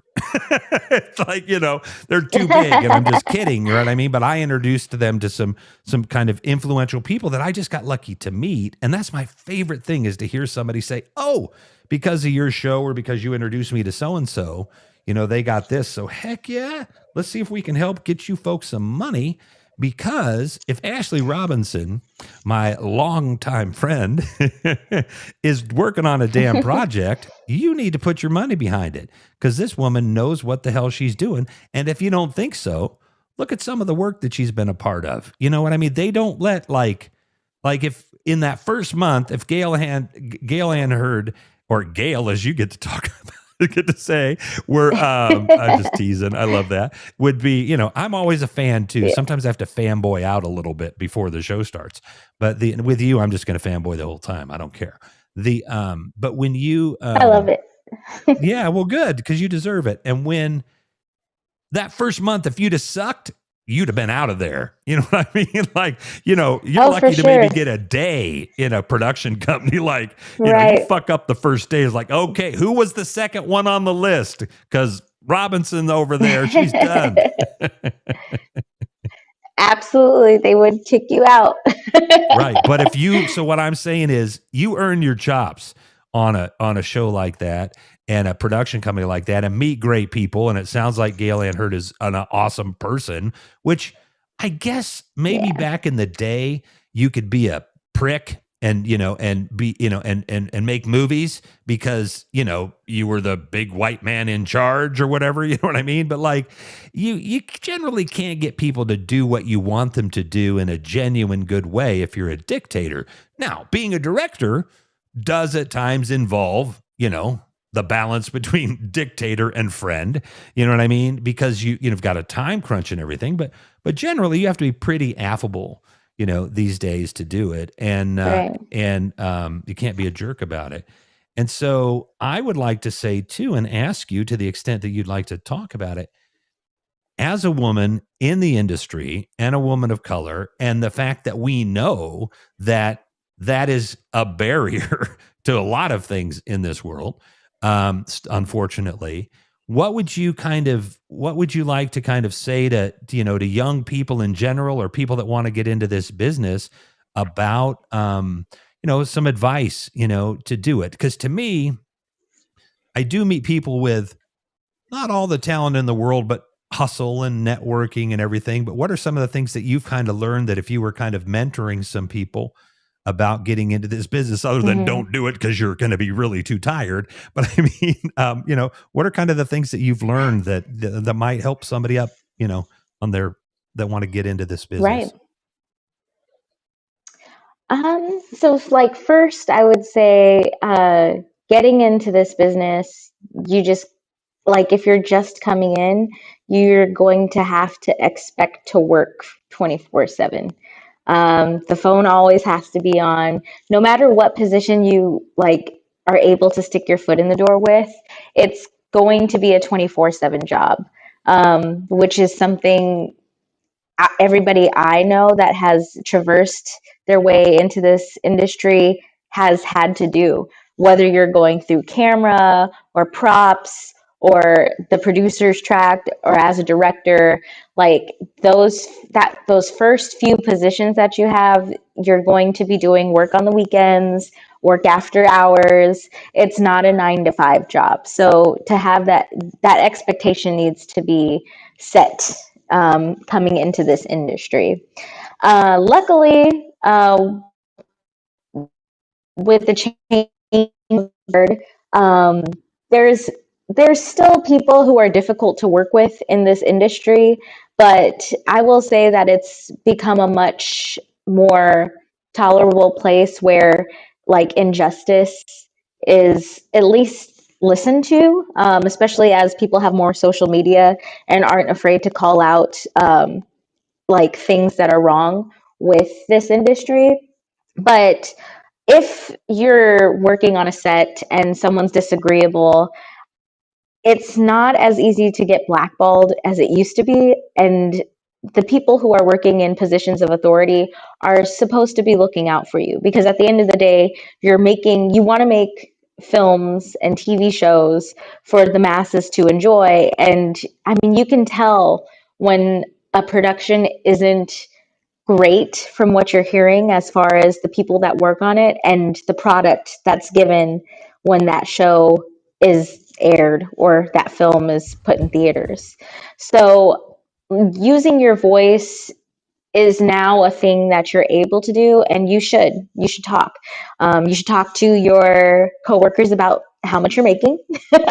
Like you should absolutely tell them how much you're making, because you could get undercut by that. And if you're specifically a woman or a person of color and you're in a position of authority on a production, use your voice, because there's not that many of us there to make calls. Like it's important, especially when people have unconscious bias, which is heavy in this industry. I know a lot of people that do good, but maybe they don't think about how certain things could be looked at from the perspective of women or people who are queer or people who are of color. So it happens, but those little things don't get fixed if there isn't someone there to speak up for it. So like if you do become a producer or a director or a department head, if you see something that may be off, say something. And like, luckily I've been in productions that there's people who are always willing to listen. There's going to be someone on a set that would be willing to listen to those things and correct them, or at least do their part to try and correct them. So those are the things I would say is hard advice. Well, I mean, I asked the question, didn't have any idea, where we were going to go with that. And that really, Ashley, that's exactly where I would love, I love that you went with that, because people of color, Black people, Latinos, Latinas, Latinx, whatever people want to use there, they are very underrepresented. And it's even, Black people even more so in the film industry and in the TV industry. And that you work in a place where you can make that statement, where, say something, that's that industry a little bit, because you do have, you've always had, even before maybe people were coming out, you have always had, queer people, gay people and stuff kind of in that world. I mean, they're out in the regular world too, but I mean, so there's been a little bit of progressive stuff, but we talked about, I think before the show started, a little bit about Me Too and Weinstein and these kind of things, but that you can say that's really cool. Because I know that, not hasn't been that many years that you couldn't have done that on any set. Now, and I'm sure there's still places that you can't get away with it, you know what I mean, that still have some old school rules or whatever. But that is something that you can say. That's really cool, because that, and you always want to hire. And I mean, and Hollywood's so weird, because like if I'm casting and the script now, these are the things that I think really make it interesting for people to think about. Because if we take somebody and we write a script, and especially even back in the day, but, and we write a script and it needs to be a muscular guy, 7 feet tall, that plays basketball. you can't have an open call for that. Somebody 5'6", you know what I mean? Can't do that. So there's already kind of inherent in storytelling, you know what I mean? You're limiting the people that can do it. The thing now is that you have two different levels of,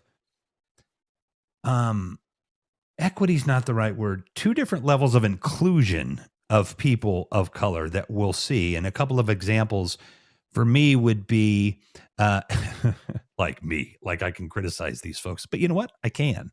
Cause there's just people too, but cause I really did like Dune and I did like that. I read the books and, but I mean, those books are full of misogyny and all these. I mean, I'm not saying that book in specific. I'm not dissing Dune, but what I'm saying is we've changed, right? And so, and culture has changed. But in that film, like they have a character, Dr. Liet Kynes, who is in the movie, I think in the Lynch movie, played by Max von Sydow maybe plays the Emperor. No, it's Jose Ferrer plays the Emperor. So I think this might be Max von Sydow. I don't remember. But then they changed the character to a black woman. But from my perspective, they just swapped them, right? You know what I mean? They, it's Liet Kynes. It just happens to be a black woman. But I mean, and then you have a series like Foundation, and I love science fiction. I know you're a big horror fan, and I like the combination of those things. Great. And of course, you and I mean, if you do a screening of American Werewolf in London, I'll fucking walk to Austin to be there. And because I saw that in the theater. But and my mind was blown. But and now you look at it, it's like, oh God, it still works, but it's not like, it's not like CGI, but it's practical effects, it was amazing. It still is amazing. I still love it. I love it. I still get excited about that scene. Yeah. Oh yeah, for sure. And, but you have then a film. Oh yeah, go ahead. There's one thing I want to add, that I didn't mention earlier, that a lot of people who are entering the industry may not know. Every production has a hotline you can call if you need to make complaints. They usually have information in the manual of paperwork that you get when you first start in a show, your start paperwork. And unions are your friends. As soon as you can join the union, you should. Because they advocate for equal pay, they advocate for workable hours, they just advocate for a lot, and it just benefits you greatly to get on other productions if you join the union. So you really, if you want to work in this industry, you should work to get credits so that way you can join whatever union parties to the position you have. That is awesome. That is very awesome. But I felt like with going back to what I was talking about with Foundation, that was written because with Foundation and that whole series with Asimov, it's not like Dune or Blade Runner or whatever. It's not character driven. It's culturally driven by this galactic universe, right? So the individual characters, except for the main kind of character, don't really, it's not well written. It's not flushed out, right? That like, if for example, what's the movie with Jodie Foster and the killer movie psychopath, serial killer. Jodie Foster. Silence of the Lambs. Silence of the Lambs. When you read his book, it is very close to the film because he writes very visually, right? So it translates well. But but something like Foundation, they basically just did whatever they wanted to with those characters because there just wasn't a lot there. And in that writing, to me, it feels like they actually wrote those characters as Black women, as, you know, as who they are, as opposed to let's just paste in some people. And and that I wonder if that's a perception you see out there, if you've seen that difference, or if if I'm perceiving that wrong. But I haven't talked about that one, too much when I've done these because the opportunity hasn't arisen. But that's kind of like the way I feel like some of this stuff is still going down. And so we, and that's another direction to go because we need, Black people writing Black characters, but Oh yeah, are in for not just sure. black movies. You know what I mean? I mean, you can always tell when it's a white writer and it's a non-black character. For me, like the last one I saw where I was like, this has to be written by a white dude. It was Antebellum, and it sure was. Um, You know, because we but need like, the white guys' perspective on that. I think colorblind casting is okay when race doesn't have anything central to do with the character. And I think the missing piece is often that with people who are black, with people who are Asian, or with people who are Latinx, like because race is intrinsic to our like being as a person, because racism and systemic racism exists, it's very apparent when that isn't considered, like it's not considered in the writing, in my opinion. But I think on the flip side, that's what makes those stories so great.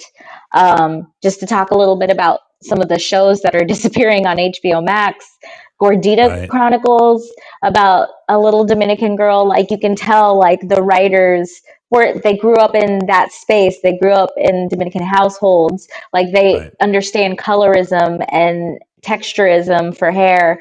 It's very authentic storytelling, as opposed to like when you just throw in a character because they're black to add diversity. You can tell. And I think there needs to be more care because it's necessary sometimes. I mean, it is necessary because we've gone so long in this industry making film and TV where those stories were just ignored. Um, and so I think it's important. I mean, it's part of the reason why we're not going to get as many slave films or police shootings, just because oftentimes those stories weren't told by people that have experienced the reasons behind those things or could relate to it because of the color of their skin. But also because, you know, black people can have joy. Queer people can Mhm. have joy. Mhm. Not every trans story needs to be tragic. Like, I kind of Right. love that Right. we're in a space now where we can foster like different ways to tell stories instead of like the tropes that, again, unconscious bias plays into, in my opinion. Oh, 100%. And again, I cannot speak, I'm in the middle-aged patriarchal, white guy. I'm the problem. But the difference between even being an ally versus being a co-conspirator or whatever. I mean, it's stuff people need to learn kind of. But the thing is we've made so many, for so long, people of color, black characters, black and brown characters were regulated, to being criminals or, just like Mhm. Muslims, you know what I mean, that have dark skin. Like, they're always, For they're always terrorists. blowing, right. They're They're always always terrorists. terrorists, for It's God's funny sakes, that you to be, mentioned that. Like, one of our guest stars that we had in season 7 was Omid Abtahi. Great actor, lovely person. I really enjoyed him. He's Middle Eastern, and he kind of like, we were just sitting on set one day and talking, and he was like, "I've played so many terrorists." oh Like, God. and I was like, you were in Homelander. Like, I mean, not Homelander, but Homeland. And he was like, I Right. played so many terrorists. Or like I was talking with Coleman one time. We got drinks. He was like, I had to play like a lot of burglars, thieves. Like it's like, how many women have I talked to who are actresses and Latina who have played maids? It's Right. crazy Right. that it's gone on for so long. Well, I would think too that give some credit to that production company, and again to your boss there, Gail Ann Hurd, because there are characters throughout both of those franchises that they're not diverse just to stick people in there. They're, I mean, we see it in with the racism, going back to Daryl, and his Mhm. brother, and all of these different examples of they've kept it real, and Yeah. obviously it's hard to go, to some extremes, but for the most part, and this is I can only say this because we have a nonprofit that's been working in this field for about a decade. And especially in the early days, I was down there with, really our founder. I was there at the same time, but I'm certainly not calling myself a founder there because it's her baby. But I have a lot of, understanding of things just through experience. But the characters, I mean, like just how well they're written, you know what I mean? As individual characters. I mean, these are zombie shows, right? And not that there's anything wrong with some of the zombie movies of the past. Some of them are amazing, but you don't have character driven zombie stories. Usually it's just like, we got to get the fuck out of here. So, right. So the depth that makes me think of it makes me think of George A. Romero's Night of the Living Dead, and how when they cast the lead as a Black man, like it really changed the story. It's kind of crazy to watch in present day, when you think about what the story was from the book, and then how race played a factor in the story without him even thinking about it, which I think is very interesting, because it changes the lens of what that story was, how his character died at the end. Like it changed it, which was kind of cool to see. How race can play a factor in the people you cast, and the stories you're trying to tell without thinking about it. Right. With that, and that it is. Look, I'll tell you one of the things that gets me on a show like The Walking Dead or Fear the Walking Dead, and I think I'm trying to think what other shows maybe they killed off some central characters like in Lost, and I was like, what the fuck? Wait, what? Because in the back in the day, if they're the first 2, 3, 4 names on there, though, those people are going to live no matter how long the series went. Right. Everybody else could die, but James Kirk and Spock, and all the main 5, 7 characters on there, they're all going to survive. But on Fear and on and those kind of shows, because other shows that come after them that are so fucking heavy into the character, and you're like, what the fuck? Like, you can't kill them? What the fuck? I still think they just ripped it out of your soul. Yeah, I still think about the first time I watched Game of Thrones, and that was insane to me. For when the Red Wedding happened, I remember watching it and my mouth was just ajar for 5 minutes, and then I had to text everybody I know that watched the show to ask them if they had watched it yet, because that was insane to me. I was like, what? I cannot believe we just rooted for this guy for this 3 seasons, and I can't believe they just went out like that. And then it wasn't even a season finale. I love TV like that. Right. It was just right in the middle. So good. Anybody can be taken down now in a series. Right. I mean, it just, and it's great. I mean, I'm not complaining, but it's, it's so antithetical, and I guess if you're 15 or 25, maybe even, it's not a shocker as much, but us old school people who no. They're right. The entire franchise. Like, there is no show. Now, you don't have some central characters that are as big, but still you have a core team. And so, that's got to be just sad on the set sometimes. Like, oh, we just killed so-and-so, I can't I can't talk about that. But maybe after the season airs, I can talk about it. But in season 7, we had a few characters, like when John Dory Sr. Died. It was kind of a little bit of a shock because he had just came on the show in season 6, and his character was so good because his backstory was he used to be a cop. and he was searching for this serial killer for years in the 70s, and he found all the girls but one, and he just got so invested in that case that he kind of abandoned his family, which led to a storyline for his son on the show before he got there. But like his character was so good, we could have done like an entire season on his character in the 70s chasing after this serial killer.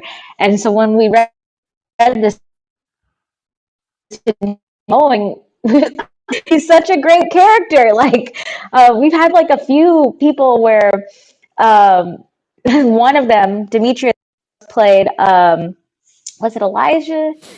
He played this bounty hunter in season 6, and his character goes in the first episode, and he was so good as that character that they wrote him as a twin to bring him back in season 7, which I thought was great. I love that about because we hadn't had a twin storyline yet.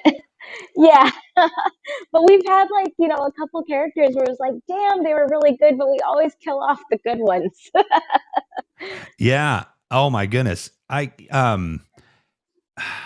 You know what? You have a tweet. Let's say this. Hold on a second. That is about Negan. And, oh God. And my tweet. Yeah. Yeah, I know. Now, we don't have to talk about that tweet if you don't want to.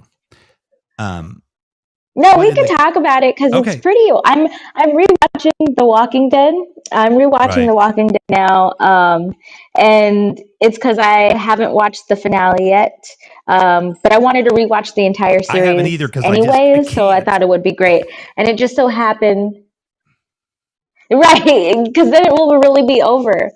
But since I'm rewatching the series, it just so happened that the night the finale aired, I got to the episode where Negan bashes in Abraham and Glenn's head and kills them. Right. And so, like, I'm just watching this series. Like, Jeffrey Dean Morgan, one is amazing. I got to meet him. He's such a nice guy and just very, very cool. So I understand why they kept Negan around. But as like a fan of this show and these characters, and just as a person, I don't know if there could be a redemption of Negan in real life. Mm-hmm. There just can't be. We had like a similar storyline on Fear where they capture Ginny, the leader of these pioneers, after she did all this fucked up shit. And through her actions, John Dory Jr. dies, which was Jenna Elfman, June's character's husband. And so in the middle of season 6, they're holding her as prisoner, and Ginny says some fucked up shit, and June just shoots her and leaves the area, which I think should have been what happened to Negan. I think that's why the writers decided to write that, because Negan shouldn't have been able to walk away. He shouldn't have been able to have a redemption. If someone bashed my husband's head in, I would kill them. I think. If I were ever put in that situation, there's no way I would be chummy with the person that killed my significant other. I don't think I could do it. No. So it's still even all these years, it's still one of the decisions that I'm like, I don't vibe with that, even though he's a great character. Well, and here's the thing: this is fun because, and you touched on it, not being able to see the finale. Like after certain seasons of The Walking Dead, I'm like, I couldn't watch the next season for like 2 fucking years because I'm like, I just can't handle this. You know what I mean? Mm-hmm. Like it's tough. And I waited because I knew about Negan, right? I mean, I knew he was coming because it was hard to keep it, if you're on Twitter and shit. And I mean, I know I waited at least 2 years. Or if you read the comic books.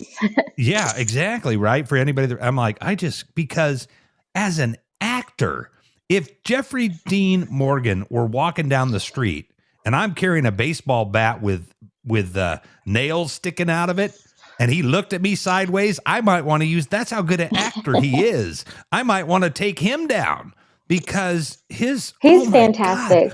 God, he's definitely that fucking like guy. one of my favorite villains. Like you just hated him with that shit kicker grin, like and his fucking dimples. Like he was just such an asshole. Yeah. And Just that's not Jeffrey fantastically Dean Morgan acted, either. I think. And you know, Yeah. honestly, no, he acted the shit out of that afterwards. Like the way that they did traverse his redemption arc. Like I get it, but also there's no way. I There's know, no but you way that say guy there's would no still be way, walking right? around if that happened. Right. No, I get it. And you say there's no way. But the interesting thing is, one, that they went there, and two, we don't live in a world with zombies. We don't live in a world with that much death. We don't live in a world where somebody has value even though they're a piece of shit, right? So I totally feel your perspective of, I mean, like, once you have kids, and again, I'm going to give a little trigger warning for people here for a second, because we're going to talk about something pretty heavy in terms of not existing yourself. And you know what I mean? But, like if you have kids and, you know, you just think about the thought, because I lost my dad, you know, to COVID. And I mean, we got a national story on it. I think we've saved some lives and everything, but it was horrible. And it's a parent, but if it were a kid, I mean, I don't know if I'd want to stick around. I'm just saying, I'm not saying that's good or bad. I'm just saying. And so to have a character that most of the country would run over, you know, given the opportunity, poor Jeffrey Dean Morgan with anybody that's a little bit not quite right in the noodle, you know what I mean? That's a fan. But I mean, he just acted the shit out of that. And he did. Because anything you've seen him in before, he's a great actor, but that is the role of a fucking lifetime to play that. Oh, it really is. It really is. And it's like, it's funny because like everybody has their favorite Jeffrey Dean Morgan. Like my best friend, she's always like, that's Danny Duquette from Grey's Anatomy. She actually came with me to go visit the Walking Dead compound when I went to Atlanta. She was like, oh my God, that's Danny Duquette. And I'm like, that's Negan. And then one of my other friends is, no, he's the Scotsman in P.S. I Love You, which is probably one of my favorite rom-coms. It's really morbid, really sad, but he was great in it. But also, like, as like a superhero fan, I'm also like, no, he's the comedian because he was in Watchmen and he was so good as the comedian. He was really great in that movie. He's just a fantastic actor. I'm really sad that The Walking Dead, like, it's a little baffling to me that there hasn't been as much critical praise of at least the acting abilities that some of those folks on that end like have. I really do feel like Jeffrey Dean Morgan should have been nominated for sure. Melissa McBride as Carol, she just killed it those first few seasons. And I know she was nominated. She was close to being nominated once, but it's, I guess there's like some industry talk of why like Walking Dead doesn't get the praise that it should have gotten as far as like awards go. Cause I still feel like, you know, the acting on these shows have just been like top notch. Like Lenny's fantastic, Coleman is great, and luckily the Saturn Awards are a thing, so that way there's some recognition of the work that we do. But like, I do think there should have been more for both Negan and Carol as far as their portrayal of those characters. Well, in my mind too, and this is just me, I'm not talking for anybody but myself, but I know this is true. Those early seasons, right? Well, it's AMC. You know what I mean? It doesn't matter how good it is. It's AMC. But that should have went away. But you have that, you know, kind of that built-in level of whatever. But I'm sorry, in terms of just pure acting, from Andrew Lincoln to, you know, to everybody in that show, there's not a minute in any of those, from your show to that show, where like they are the character, and they're, you know, look, there are back in the day, I think they would even consciously be like, you know, in the writer's room or whatever and be like, all right, you know, let's just do the best we can out of these next 3 episodes, you know, but they don't have to be perfect. And then we'll get to the last 3 of the season or whatever. You know, I mean, it just, you know, for a lot of reasons, but you can't do that today. Every Yeah. freaking frame has to be perfect. And so, and I know, you know, a little bit about acting because I wanted to be a director, you know what I mean? So I've studied acting and I went to acting class and film school and everything.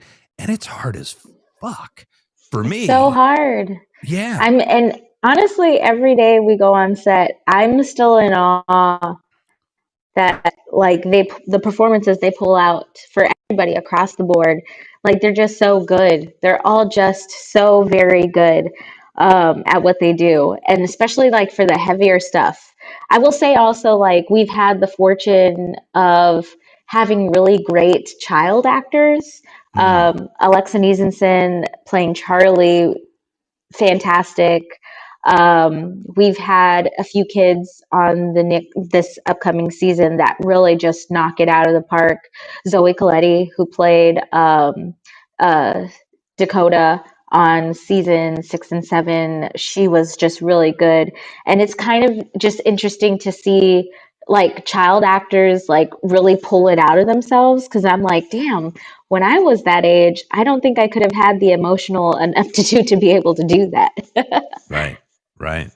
Well, you have a again, I've talked about how small it can be in a way, but you have a lot of people, you know, it's a lot different now in terms of having access to good talent, because, you know, even in coming up now, kids, you know, their theaters, you know, like even my daughter who's now, you know, looks like she's going to go the route of, you know, both of her parents, me being one of them, are photographers. And I have been since I was 15 and, you know, when I sold my first photo, but she's going to, you know, do some level of photography, but there's just, she was in acting, she was in dance, you know what I mean? She did all of these things. And so there's just so many more resources for that. But Yeah. I agree with you. Like, and I like it, especially when they have kids in shows like yours or whatever, and the parents have to fast forward, you know, through all the parts except theirs so they can see it, you know, like you're not old enough to watch this show that you were on. And just, you know, but then think about even how much harder it is, you know, to pull it out, you know what I mean? And so, yeah, those kids on all of those levels, but like I said, especially in horror films. But I thought what you were going to say when we were talking about the practical effect there with the water and the baby, I was like, you know, that you had to make like a mechanical baby or whatever, because oh my gosh, the baby. Yeah. I never want to film with babies again. Yeah, it's like you get them for like 30 seconds a day or something. You know what I mean? 30 seconds. You should always get twins if you can, because one of them will always be asleep when the other one's awake and fussy. There's so much crying.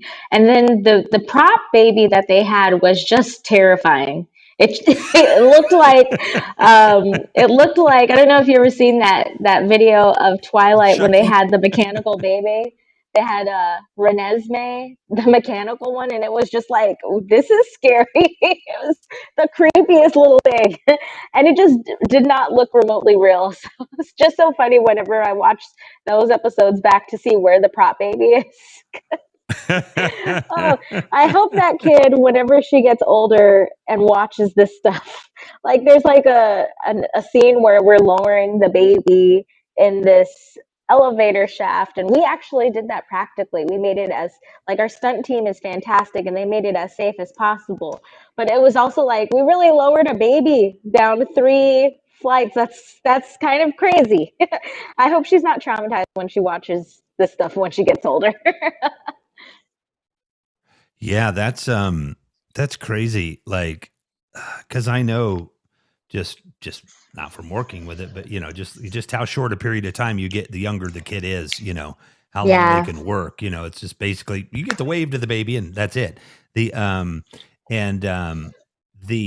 other thing too, just back to the characters and taking people out. The actress that played Rick's wife, What's her name? Yeah, it'll Lori. come to me in a minute. Well, her name was Lori. Yeah. Yeah, right. I mean, like, I think that. Well, they. Oh, I didn't realize it. Hold on a second. I think I'm. Hang on. Oh. So, Carol's daughter. Mhm. She's on Bosch, I think, if I remember right. Yeah. Right. Yeah. And that was just devastating for Carol. So it was devastating for all of us. Oh And yeah, I still remember watching that episode whenever they came out of the barn. It was Right. so sad. That's Yeah, probably one and of you the could just best episodes of The Walking Dead. That one, the episode The Grove. Look at the flower, Lizzie's. Look at the flowers. That one was just really sad when the little girl thought walkers were people. Those are really tough episodes. But yeah. Melissa McBride was fantastic in those. Yeah, Like, that's the thing. Like, and the thing about Melissa McBride is it's like she's just the kind of the epitomizes the everyday person in this world of hell, right? And that mhm. husband that she had and all of that, right? And so her backstory of her character is, somebody that gets crapped on all day long. And so for her to transform, throughout those, just as an actress, you know what I mean? Like, that's some amazing fucking acting, you know what I mean, that Yeah. she's been able to do. And how, like you said, those folks, maybe at some point, they'll get some recognition in that, and that everybody should, fight for that, for series like that, and it has changed. But I just feel like for Carol's character, to me, I know her. Like, I grew up with women like that, right? I'm old enough, especially when, if a drunk husband was kind of, I don't know how else you say it, but smacking his wife around a little bit, the cops would come around and be like, sober up, buddy. You know what I mean? Mhm. Like, and ma'am, you know what I mean? He'll sober up and whatever, it'll be fine. But nothing was done about it.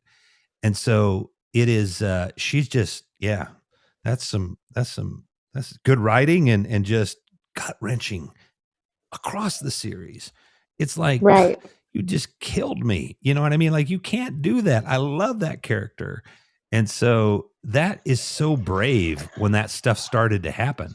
Because I can even imagine, like, I'm getting you tired there. I can even imagine network people. Oh, no, no. What are you talking about? We're not killing main characters. No. We don't do that. Oh yeah, we're doing it. Oh my goodness. Well, I think I know we're going to do this in a week. And we need to get together and figure out what exactly we're going to do, but it'll be fun. And Right. we have been here for over 2 hours, and to get to spend 2 hours with you and get, all the tea, wink, wink, that we got here, but all of the knowledge of what you do. I think this episode, and I have another episode fairly recently where I interviewed Patrick Gallagher. And Yeah, I saw that. Yeah. And like, if you're an actor, you need to watch that, because he talks Uh-huh. about so much about acting in there that there's, and he's, everybody would recognize his face, and he's been in, some of the biggest movies ever, and So worked with much like stuff. Peter Weir and stuff. Right. So that Yeah. guy knows a ton about acting, and you don't usually get to hear that for an hour or two from someone, it doesn't matter whether it's George Clooney or, you know what I mean? Patrick Gallagher. You just don't usually get that much time with people. And I really appreciate that we're able to get this much time with you, because one, you are a big fucking deal. And two, Oh. that being a co-producer on a show and shows that, you're affiliated with, that literally changed the industry and are still changing the industry, and ways character are written and driven and treated. That is just to sit down and talk with you. And I remember when I first reached out to you, and it was quite a while later that I reached out again, and we were able to hatch a plan to make this happen. And Yeah. it is really, again, if you're watching this, folks, share this, especially with people that want to get into this business, that want to know about The Walking Dead, Fear the Walking Dead, because on every level, this was a blast, Ashley. Thank you so much. Thank you for having me. I had a lot of fun. I love talking about what I get to do. And I really love this franchise. So, I mean, if you're a Walking Dead fan and you haven't watched Fear yet, like there's room for you to hop in and enjoy it. There's crossover characters and storylines. We get to do some really rad stuff, and you're supporting Texas cast and crews, Georgia cast and crews, who put in a lot of work to bring you something really, really cool. This season 8 is going to be like, I've got to see a few cuts of what we've already filmed, and it's going to blow everything out of the water. Like the performances, the stories, they're just really well written and directed. So really excited and proud of the work that we have gotten to do. Well, again, Ashley Robinson, it has been just a pleasure to get to know you and to get to interview you. We're going to have some fun next week. I think we can do some more things. Definitely want to support, the web series however we can. And definitely, happy to do that. I know we'll probably, between the two of us, talk some politics and that kind of stuff. So with the new show on Thursday nights, there'll be some opportunity if you want to do that. And that, I think that would be very interesting. Your passion, your talent, and, your perseverance, because if you, like you said, if you don't love what you do, this is not an industry for you. It just doesn't. It just doesn't. Everybody on set always makes the same living the dream joke. But I mean, it's true. It's the reason why we're there. Well, you know what I love about it too, and I do need to let you go because it's late for both of us, but I know it's even later for you. But the everybody that is on that set, like from an AD, co-producer, right? Everybody probably also wants to be something else, do their own thing or whatever. Mm-hmm. So you got to understand, folks like you are working their butt off 10, 15 hours a day. And then you got other stuff that you want to work on, or you need to sit down and write and stuff. So the level of passion and the drive that gives us these great things to watch, I love that you just put out there.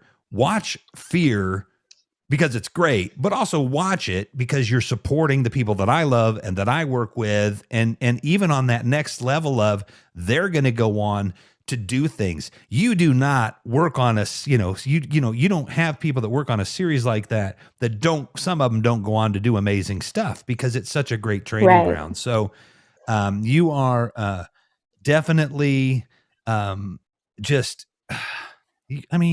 I see Stephanie down there. Hey, Stephanie, great to see you. She's not the mayor. She's like the president of Fireside. She's everywhere. She's ubiquitous.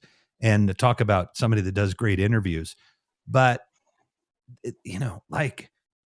how do I get to do this? I got the coolest freaking job in the world, whether I'm making $1 or $1 million. Like, I get to talk to amazing people. So I'm really stoked. And when you get back on that set, I know you already know it, but when you walk on that set, you're a big fucking deal, and it's really cool. And I've learned a lot, and I know people will learn a lot. And again, I appreciate your time so much. We'll see people back here next week, and we're going to talk horror films, and we're going to have a lot of fun. Hopefully we can do some trailers, and I may see if I can bring on a couple of friends, and let's talk horror films and practical effects and all of that stuff. We'll dive deep into that.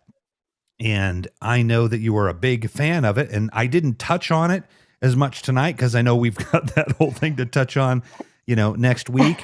And again, if you've got a friend or two that, actor or whoever, you want to bring anybody on, from the web series or whatever, or talk horror with us, bring them on. I mean, we can have, I think, 4 people on the screen at a time, but we can also just have people talking. Make sure they know they need an iPhone. Right. Or at least so you don't record it on your iPod Touch. Yes, this may be the first episode on this platform that was run by an iPad Touch. So we now know the software works. But yeah, this has been great. Anything you need, Ashley, please don't hesitate to ask. I don't know what I could do, but anything that you need, let me know. I look forward to, like I said, promoting the web series. Looking forward to next week, and looking forward to probably co-hosting some stuff together. But between, now and next week, hopefully you'll get a little sleep, just because I know how hard you've been working. But it's also fun to be out and about, I'm sure. Yeah. Thank you so much for having me. I had a lot of fun, and I can't wait to chat again. Me too. This has been a really fun episode. They're all fun, but this one's definitely extra special. My name is Revolution McInnes. This is Talk with Revolution, live on Fireside. If you're listening to it now, you're probably not listening to it live, but we are on Wednesday nights at 10 Eastern, 9 Central, 7 Pacific, and you should come and watch this show. Join us on Fireside. There's no place like Fireside. I definitely consider this my home for live streaming, etc. Ashley, again, a pleasure. Looking forward to next week. And, thank you again. Thank you. Thank you, Yes, and good night. And again, I'm Revolution McInnes at RevMac Live everywhere, at Ashapalooza everywhere. Follow her. Thanks again. Peace be with you.